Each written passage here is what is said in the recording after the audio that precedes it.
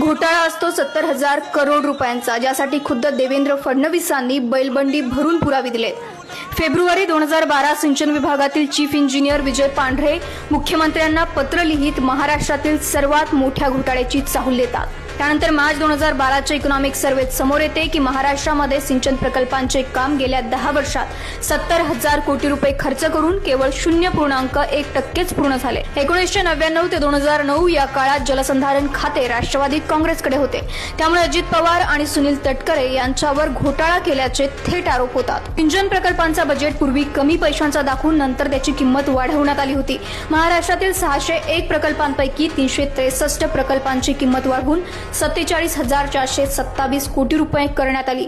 यासाठी स्थापन झाली ईडीने चौकशी केली, एसीबीने चौकशी केली, अनेक समित्या गठीत झाल्या, पण या घोटाळ्याची चर्चा महाराष्ट्रात जेव्हाही झाली तेव्हा केवळ महाराष्ट्रातील सत्तापालट झाली।